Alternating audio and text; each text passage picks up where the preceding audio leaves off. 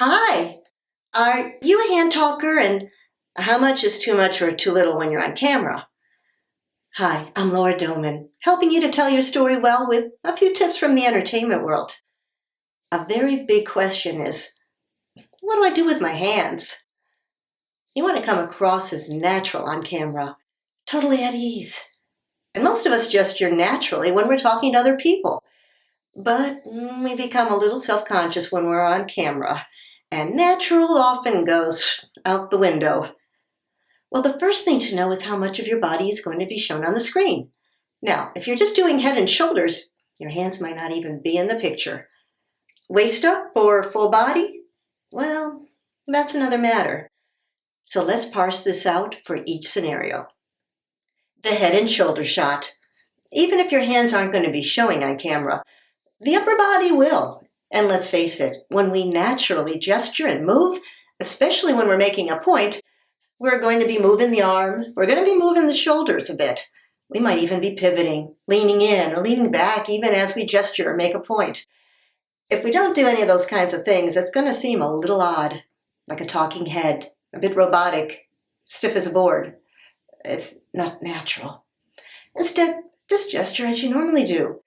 While the viewer might not see your hands, they are going to see the rest of your body, and it's going to move slightly as you make your points. And trust me, that's enough to make you look like a real person. The waist-up shot. In a waist-up shot, the viewers just might see more of your hands. So here's what you can do and what you shouldn't. First, what you can do. Just keep your arms comfortably by your side when you're not gesturing. Keep your hands loosely open. If you're going to make a fist, it's going to make your whole body look nervous and uncomfortable. You don't really want to do that. Number two, you can just keep your hands loosely together in front of you, one hand on top of the other, or maybe the fingers lightly intertwined. Again, don't clench your fingers or your fists, or it's going to make you look nervous and uncomfortable.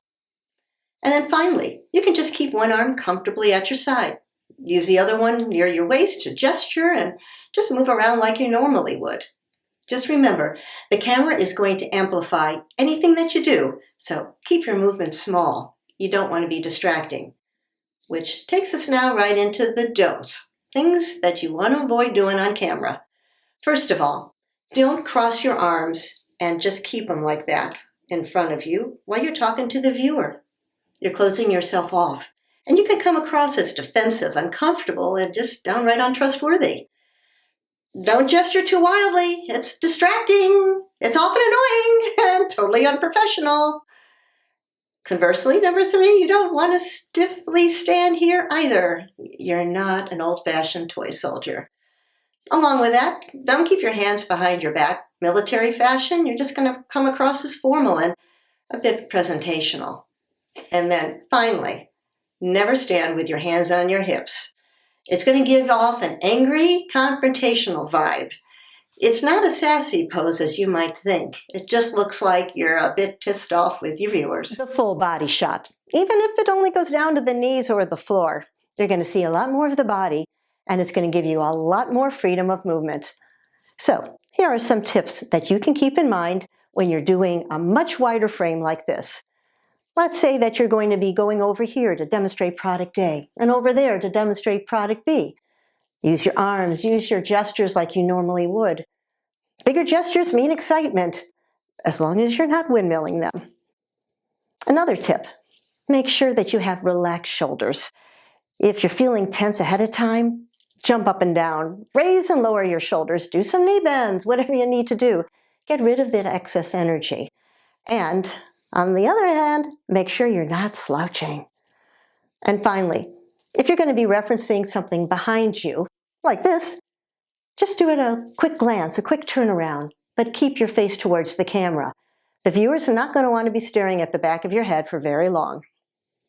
And that's about it. Questions or comments? Just drop them in the comments below or email me at laura@lauradoman.com. I'll reply directly or by way of a future video. And let me know how all this works for you. And I'll see you next time with another tip on camera.